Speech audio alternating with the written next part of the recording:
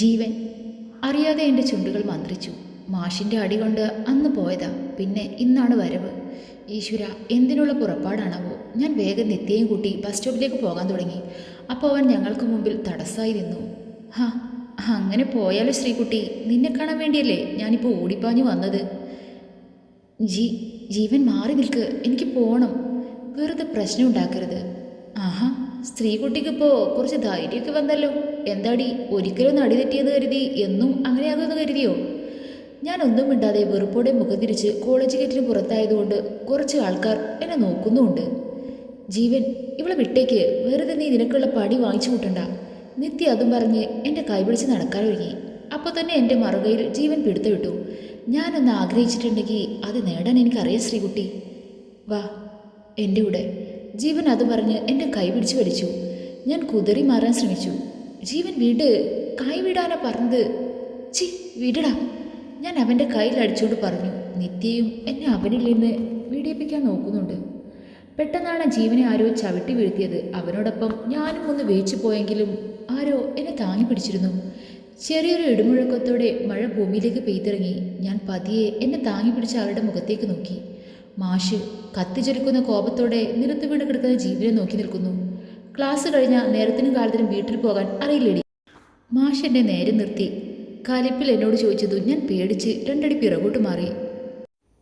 സാറേ, പിള്ളേരെ പഠിപ്പിക്കാൻ വന്നതാണെങ്കിൽ അത് ചെയ്ത് വേഗം വീട് പിടിച്ചോ.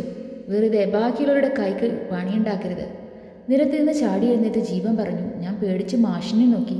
അതേടാ, പഠിപ്പിക്കാൻ തന്നെയാണ് ഇപ്പോൾ വന്നത്. നിന്നെ, അത് മര്യാദ. പഠിക്കുന്ന കുട്ടിയെ നേർവഴിക്ക് നടത്തേണ്ടത് ഒരു സാറിൻ്റെ കടമയല്ലേടാ. വന്ന ദിവസം തന്നെ ഒരു വാണിംഗ് നിനക്ക് ഞാൻ തന്നതാ, പക്ഷേ നീ പഠിച്ചില്ലല്ലോ മോനെ. അതും പറഞ്ഞ് മാഷിൻ്റെ വാച്ചൂരി ഷർട്ടിൻ്റെ പോക്കറ്റിൽ നിന്നും ഫോണും എടുത്ത് എനിക്ക് നേരെ നീട്ടി.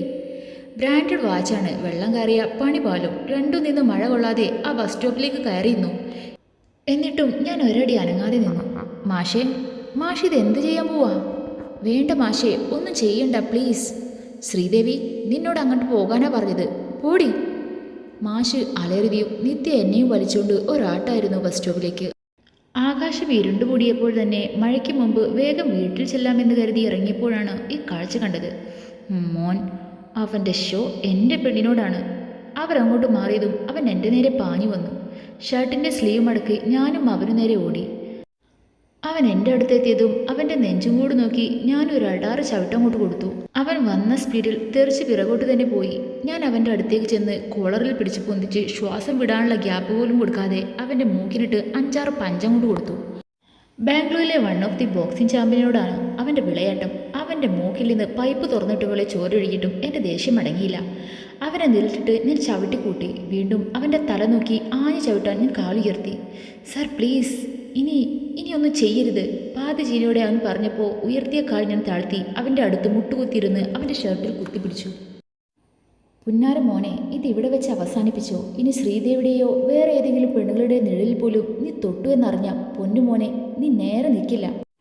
അപ്പോൾ ഓക്കെ കുട്ടാ, നന്നാവാൻ വേണ്ടി സാർ ഒന്ന് ഉപദേശിച്ചു എന്ന് കരുതിയാൽ മതി. അവൻ്റെ കവിളിലൊന്ന് തട്ടിയോണ്ട് ഞാൻ എഴുന്നേറ്റ് ദേവിക്കുട്ടിയുടെ അടുത്തേക്ക് പോയി. പെണ്ണാകെ മഴ നനഞ്ഞ് കുതിർന്ന് നിൽപ്പാണ്. എന്നെ കണ്ടതുകൊണ്ട് അവൾ പേടിച്ച് കയ്യിലുള്ള വാച്ചും ഫോണും എനിക്ക് നേരെ നീട്ടി. ഞാനത് വാങ്ങി അവളെ തന്നെ നോക്കി. പെണ്ണ് തല താഴ്ത്തിയാണ് നിൽപ്പ്. മഴ അപ്പോഴും ശക്തി ആർജിച്ച് പെയ്തുകൊണ്ടിരിക്കുകയാണ്. പെട്ടെന്ന് ഒരു ഹാണടി ശബ്ദത്തോടെ ബസ് ഞങ്ങളുടെ മുമ്പിലേക്ക് വന്നു നിന്നു. എന്നെ ഒന്ന് നോക്കുക പോലും ചെയ്യാതെ അവൾ നിത്യയുടെ കൂടെ ബസ്സിലേക്ക് കയറാൻ തുടങ്ങി. പക്ഷേ ഞാൻ അതിനെ അനുവദിക്കാതെ അവളെ തടഞ്ഞു നിർത്തി. അവൾ അപ്പോഴും എൻ്റെ മുഖത്തേക്ക് നോക്കിയില്ല. ദേവൂട്ടി, മുഖത്തേക്ക് നോക്ക്. മാഷെ, കൈ മാറ്റി, എനിക്ക് പോകണം. എൻ്റെ മുഖത്ത് നോക്കാതെ തന്നെ അവൾ പറഞ്ഞു. ദേവു, നിന്നോട് എൻ്റെ മുഖത്ത് നോക്കാനാണ് പറഞ്ഞത്. നിറഞ്ഞു കയറിയ ദേഷ്യത്തോടെ ഞാൻ പറഞ്ഞതും അവൾ ഞെട്ടി എൻ്റെ മുഖത്തേക്ക് നോക്കി. ലുക്ക് ദേവിക്കുട്ടി, ഇത്രയും നാളും ഞാൻ പറഞ്ഞത് മനസ്സിലാകാത്തതുപോലെ അഭിനയിച്ചിനി ഒഴിഞ്ഞു മാറുകയാണെന്നറിയാം. ഇനി അതല്ല എങ്കിൽ ഞാൻ ഒന്നുകൂടെ വ്യക്തമായി പറയാം. എനിക്ക് തന്നെ ഇഷ്ടമാണ്. I love you so much Devikutty. ഇപ്പോൾ എനിക്ക് താനില്ലാതെ പറ്റില്ലടോ. ഞാൻ പറഞ്ഞത് കേട്ട് പെണ്ണ് പകച്ച് പണ്ടാരടങ്ങി എന്നെ നോക്കി. ദേവിക്കുട്ടി ഇപ്പോൾ പോയിക്കോ. നല്ലതുപോലെ ആലോചിച്ചൊരു മറുപടി നാളെ തന്നാൽ മതി. അത് പോസിറ്റീവായിരിക്കും എന്ന് പ്രതീക്ഷിക്കുന്നു. എനിക്ക് ഇഷ്ടമല്ല മാഷേ. പെട്ടെന്ന് ദേവിക്കുട്ടി അങ്ങനെ പറഞ്ഞപ്പോൾ എൻ്റെ മുഖത്ത് ചിരി മാഞ്ഞു. ഞാൻ അവളുടെ മുഖത്തേക്ക് ഉറ്റുനോക്കി. എന്താ ഇഷ്ടമല്ലാത്തത്? അത് പിന്നെ എനിക്കിഷ്ടമല്ല, അത്ര തന്നെ. ഞാൻ ഈ കോളേജിലേക്ക് വരുന്നത് പഠിക്കാനാണ്, അല്ലാതെ മറ്റൊരു ചിന്തയും എനിക്കില്ല. മാഷിനെ ഞാൻ അങ്ങനെ കണ്ടിട്ടില്ല. പ്ലീസ് മാഷേ, ഇനി ഇതും പറഞ്ഞ് എന്നെ ശല്യം ചെയ്തത്. അത്രയും പറഞ്ഞ് എന്നെ ഒന്ന് നോക്കുപോലും ചെയ്യാതെ അവൾ ബസ്സിൽ കയറി. ഞാനൊരു ശില കണക്കെ അവിടെ നിന്നു. നിത്യ എന്നോട് ഓരോന്ന് ചോദിക്കുന്നുണ്ടെങ്കിലും എൻ്റെ മനസ്സ് ഇവിടെയൊന്നും ആയിരുന്നില്ല. I love you so much Devikutty. ഇപ്പോഴും മാഷ് പറഞ്ഞ ആ വാക്കുകൾ കാതിൽ അലയടിച്ചുകൊണ്ടിരുന്നു. കണ്ണുകൾ നിറഞ്ഞൊഴുകി. എനിക്ക് ഇഷ്ടമാണ് മാഷെ, ഒരുപാട്. എപ്പോഴോ മനസ്സിൽ കയറിക്കൂടിയത് എന്നറിയില്ല. ഇതുവരെ ആരോടും തോന്നാത്ത ഒരു വികാരം. പക്ഷേ ഞാനത് തുറന്നു പറഞ്ഞ ഇല്ല മാഷേ, എനിക്കൊരിക്കലും മാഷിൻ്റെതാകാൻ കഴിയില്ല. എൻ്റെ സാഹചര്യം അറിഞ്ഞുകൊണ്ടിരിക്കലും ഞാൻ മാഷിനെ എൻ്റെ ജീവിതത്തിലേക്ക് വലിച്ചിഴക്കില്ല. ഒരു ശില കണക്കെ ഞാൻ നടന്നു. വീട്ടിലെത്തിയതും അമ്മ ഓരോന്ന് ചോദിക്കുന്നതും ഒന്നും ഞാൻ ശ്രദ്ധിക്കുന്നുണ്ടായിരുന്നില്ല. മുറിയിൽ ചെന്ന് ബെഡിലേക്ക് വീണ് ഞാൻ പൊട്ടിക്കരഞ്ഞു. തല ഉയർത്തി ക്യാൻവാസിലേക്ക് നോക്കിയപ്പോൾ കരച്ചിലിൻ്റെ ആക്കം കൂടിയതല്ലാതെ ഒട്ടും കുറഞ്ഞില്ല. അമ്മ വന്ന് ആവലാതിയോടെ എന്താ പറ്റിയതെന്ന് ചോദിക്കുമ്പോഴും ഞാൻ തലവേദനയാണെന്ന് പറഞ്ഞൊഴിഞ്ഞു. വീണ്ടും വീണ്ടും മാഷിനെ പുഞ്ചിരിക്കുന്ന മുഖം മനസ്സിലേക്ക് തെളിഞ്ഞു വന്നു. ദേവിക്കുട്ടി അത്ര പെട്ടെന്ന് അങ്ങനെ പറയുമെന്ന് ഞാൻ ഒരിക്കലും വിചാരിച്ചില്ല. നെഞ്ചിൽ ഒരു പാറക്കല്ല് കയറ്റി വെച്ചതുപോലെ. ഇല്ല, അവൾക്ക് എന്നെ ഇഷ്ടമാണ്, അതെനിക്ക് ഉറപ്പാ. എന്തിനാ അവൾ എന്നിൽ നിന്ന് മറച്ചു വെക്കുന്നത്? ആദ്യമായിട്ടാണ് ഒരു പെണ്ണിനോട് ഇങ്ങനെ. പലരും അവരുടെ ഇഷ്ടം വന്ന് പറഞ്ഞിട്ടുണ്ട്. എങ്കിലും അവരോടൊന്നും തോന്നാത്ത ഒരു വികാരമാണ് ഒരു തവണ കണ്ട മാത്രയിൽ എനിക്ക് ദേവിക്കുട്ടിയോട് തോന്നിയത്. ഗീത ഓരോന്ന് പറഞ്ഞ് എന്നെ സമാധാനിപ്പിക്കുന്നുണ്ടെങ്കിലും എൻ്റെ മനസ്സ് അപ്പോഴും കലങ്ങി മറിയുകയായിരുന്നു. പിറ്റേന്ന് രാവിലെ തന്നെ അവളെ കാണണമെന്നുറപ്പിച്ച് ഞാൻ കിടന്നു. മനസ്സ് നിറയെ അവരുടെ പുഞ്ചിരിക്കുന്ന മുഖമാണ്. എന്നിൽ അലിയുന്ന ഓരോ ശ്വാസത്തിലും നിന്റെ സ്നേഹത്തിൻ്റെ മണമുണ്ട്. ഞാൻ മണ്ണിൽ അലിഞ്ഞു ചേരുന്നവരെയും നീ എന്നെ സ്നേഹം നഷ്ടപ്പെടുത്താൻ ഞാൻ തയ്യാറല്ല. അത്രയ്ക്ക് നിന്നെ ഞാൻ സ്നേഹിക്കുന്നുണ്ട് Devikutty. Really I love you. ആലോചനകൾക്കിടയിൽ പതിയെ ഞാൻ ഉറക്കത്തിലേക്ക് വഴുതി വീണു. രാവിലെ എന്തായാലും ദേവിക്കുട്ടിയെ കണ്ട് സംസാരിക്കണം എന്ന് ഉറപ്പിച്ചു തന്നെയാണ് ജോഗിങ്ങിന് പോയ വഴി അമ്പലത്തിന് മുമ്പിൽ വെയിറ്റ് ചെയ്തത്. പക്ഷേ വരേണ്ട സമയം കഴിഞ്ഞിട്ടും അവൾ അവിടെയെങ്ങും കണ്ടില്ല. പിന്നെയും ഞാൻ കുറേ നേരം വെയിറ്റ് ചെയ്തു. പക്ഷേ നിരാശയായിരുന്നു ഫലം. മനഃപൂർവ്വം എന്നെ കാണാതിരിക്കാൻ നേരത്തെ വന്ന് പോയി കാണും. കോളേജിലേക്ക് വരട്ടെ, കാണിച്ചു കൊടുക്കാം. കഴിഞ്ഞ ദിവസം പോയപ്പോൾ ദൂരെ നിന്നെങ്കിലും അവളുടെ വീട് കണ്ടുപിടിക്കാത്തതിൽ ഞാൻ സ്വയം പഴിച്ചു. കോളേജിൽ ചെന്നപ്പോഴും അവളുടെ പൊടി പോലും കാണാനില്ല. നിത്യ ഒറ്റയ്ക്ക് നടന്നു വരുന്നു. നിത്യ, പതിവില്ലാതെ ഞാൻ വിളിച്ചത് കേട്ട് അവൾ ഞെട്ടി തിരിഞ്ഞു നോക്കി. ഞാൻ അവളുടെ അടുത്തേക്ക് ചെന്നു. എവിടെ ശ്രീദേവി, എവിടെ? അത് സർ അറിയില്ല. ഇന്ന് സാധാരണ കാണുന്ന സ്ഥലത്ത് കണ്ടില്ല. എന്ത്? നിങ്ങൾ ബെസ്റ്റ് ഫ്രണ്ടല്ലേ? അപ്പോൾ കൂട്ടുകാരി എന്താ വരാത്തത് എന്ന് തനിക്കറിയില്ലേ? അത് സർ, അവളെ പുറത്തുനിന്ന് കാണുന്നതല്ലാതെ ശ്രീയുടെ വീട്ടിലേക്കൊന്നും പോകാൻ എനിക്ക് കഴിയില്ല.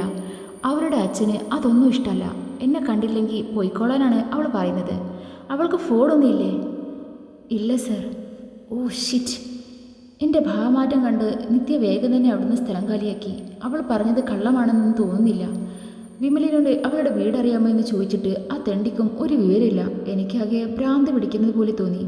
അവിടെ എന്നാൽ ശരിയാകില്ല എന്ന് തോന്നിയോണ്ട് ഞാൻ ലീവ് എടുത്ത് വീട്ടിൽ പോയി. പതിവില്ലാത്ത സമയത്ത് കയറി വന്നതുകൊണ്ട് ഗീതു കാര്യം ചോദിച്ചെങ്കിലും ഞാൻ ഒന്നും മിണ്ടാതെ ദേഷ്യത്തിൽ റൂമിലേക്ക് പോയി വാതിലടച്ചു. അവസാനം ഗീതുവിന് കാര്യം അറിയാൻ വിമലിനെ വിളിക്കേണ്ടി വന്നു. റൂമിലൂടെ അങ്ങോട്ടും ഇങ്ങോട്ടും നടത്തിയിട്ടും എൻ്റെ ദേഷ്യത്തിന് ഒരു കുറവും വന്നില്ല. നീ എത്ര നാൾ എന്നിൽ നിന്ന് ഒടിച്ചു നടക്കും ദേവിക്കുട്ടി? എൻ്റെ കണ്ണ് വെട്ടിച്ച് നീ കോളേജിലേക്ക് പഠിക്കാൻ വരുന്നത് എനിക്കൊന്ന് കാണണം. കലിച്ചു കയറിയ ഞാൻ റൂമിലെ സകല സാധനങ്ങൾ എടുത്ത് എറിഞ്ഞു. ഫുൾ കുളമാക്കി. എന്താടി നിനക്കെന്നെ ഇഷ്ടമല്ലാത്തേ? വേറെ ഏതെങ്കിലും കോന്തനെയാണോടി പുല്ലേ നീ കണ്ടുവച്ചിരിക്കുന്നത്? കണ്ണാടിയിൽ എൻ്റെ പ്രതിബദ്ധത്തിന് പകരം അവളുടെ പുഞ്ചിരിക്കുന്ന മുഖം തെളിഞ്ഞു വന്നതും ഞാൻ അലറി. കൂടെ ആ കണ്ണാടിക്ക് ഒരു ഇടിയും കൊടുത്ത് അത് പൊട്ടിച്ചെതറി. എടാ കണ്ണാ, നീ വാതിൽ തുറക്ക്, നമുക്ക് പരിഹാരം ഉണ്ടാക്കാം.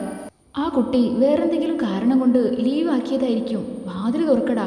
ഗീതു പുറത്തുനിന്ന് വിളിച്ചു പറഞ്ഞിട്ടും എൻ്റെ ദേഷ്യം ഒട്ടും കുറഞ്ഞില്ല. ഞാൻ വാതിൽ തുറന്ന് ഗീതുവിനെ ഒന്നും മൈൻഡ് പോലും ചെയ്യാതെ ബുള്ളറ്റും എടുത്ത് എങ്ങോട്ട് നിലയുടെ ഓടിച്ചു പോയി.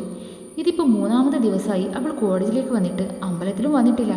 അവൾ വന്നില്ല എന്നറിയുമ്പോൾ ഞാനും ലീവ് എടുത്തു പോകും. ഇന്നെങ്കിലും അവൾ വന്നാൽ മതിയായിരുന്നു. ഒരു നിമിഷം പോലും കാണാതിരിക്കാൻ പറ്റുന്നില്ല. ആകെ കൂടി ഭ്രാന്തി പിടിച്ച അവസ്ഥ. ഇന്നും അവൾ വന്നില്ലെങ്കിൽ, ഇല്ല ഇന്ന് വന്നില്ലെങ്കിൽ തപ്പിപ്പിടിച്ച് നേരെ ചെല്ലും അവളുടെ വീട്ടിലേക്ക്. രണ്ടും കൽപ്പിച്ച് കോളേജിലേക്ക് ഇറങ്ങാൻ തുടങ്ങി. കണ്ണാ, ഗീതു വിളിച്ചപ്പോൾ ഞാൻ തിരിഞ്ഞു നോക്കി. ഗീതു പുറത്തേക്ക് ഇറങ്ങി വന്ന് എൻ്റെ കയ്യിൽ ഒരു രക്ഷ കെട്ടിത്തന്നു. ഛേ ഗീതു, എന്താ ഇത്? എനിക്കിതൊന്നും ഇഷ്ടമല്ലെന്ന് അറിഞ്ഞൂടെ? ഇത് നിനക്കല്ല, എൻ്റെ കൊച്ചിൻ്റെ നല്ലതിന് വേണ്ടിയാ. ഇന്നെങ്ങാനും ദേവിക്കുട്ടി കോളേജിൽ വന്നാൽ നീ അവളെ ബാക്കി വെച്ചേക്കണേ പ്ലീസ്. എൻ്റെ കുഞ്ഞിനെ ഒന്നും ചെയ്യരുത്. എൻ്റെ കുട്ടിക്ക് വേണ്ടി പ്രത്യേകം പ്രാർത്ഥിച്ച് പൂജിച്ച രക്ഷയാ. അവളെ ഇന്നെങ്ങാനും കണ്ട വെറുതെ വിടില്ല, ഞാൻ വലിച്ചു കീറി ഭിത്തിയിലൊട്ടിക്കും. അത്രയും പറഞ്ഞ് കലിപ്പിൽ ഞാൻ ബുള്ളറ്റ് സ്റ്റാർട്ട് ചെയ്ത് കോളേജിലേക്ക് വിട്ടു. ബുള്ളറ്റ് പാർക്ക് ചെയ്ത പതിവ് പോലെ അവൾ വന്നോ എന്നറിയാൻ വേണ്ടി ചുമ്മാ പോകുന്ന വഴി അവളുടെ ക്ലാസ്സിലേക്ക് ഒന്ന് എത്തി നോക്കി. നോക്കുമ്പോൾ ആ കുരുട്ടടക്ക ബെഞ്ചിലിരുന്ന് നോട്ടെഴുതുന്നു. ഇനി എനിക്ക് തോന്നിയതാണോ എന്നറിയാൻ ഞാൻ കണ്ണൊക്കെ ഒന്ന് തിരുമ്മി നോക്കി. അല്ല, സത്യം ഇത് ദേവുട്ടി തന്നെ. എനിക്ക് സന്തോഷവും ദേഷ്യവും സങ്കടവും എല്ലാം ഒരുമിച്ച് വന്നു. ഏതാ പ്രകടിപ്പിക്കേണ്ടത് എന്നറിയാൻ പറ്റാത്തൊരവസ്ഥ. ഞാൻ കട്ടക്കളിപ്പിൽ മുഷ്ടി ചുരുട്ടി അവരുടെ ക്ലാസ്സിൻ്റെ ഉള്ളിലേക്ക് ചെന്നു.